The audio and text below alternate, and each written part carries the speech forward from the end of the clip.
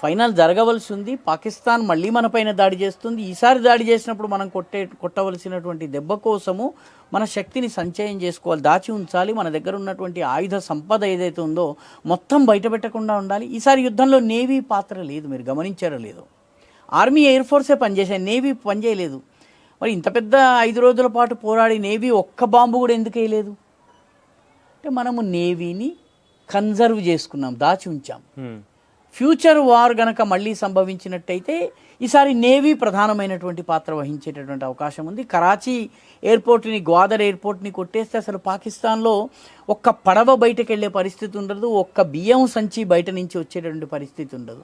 కాబట్టి ఆ దెబ్బ కోసము మనము ఈ బలాన్ని దాచుకోవలసినటువంటి అవసరం ఉంటుంది మనం. కాబట్టి శక్తి ఎక్కడ వరకు మనము ఖర్చు చేయాలి, ఎక్కడి వరకు ఖర్చు చేయకూడదు అన్నది.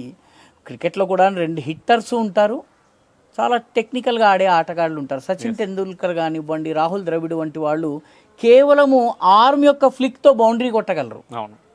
ధోని లాంటి వాడు పూర్తి శక్తిని ఉపయోగించి బౌండరీ కొట్టగలడు. కాబట్టి పూర్తి శక్తిని ఇప్పుడే వాడాలా, భవిష్యత్తు కోసం దాచాలా. ఇప్పుడు ఈ 4 రోజుల్లో మనం కొట్టిన దెబ్బ నుంచి పాకిస్తాన్కి కోలుకోవడానికి తక్కువ 6 సంవత్సరాలు పడుతుంది.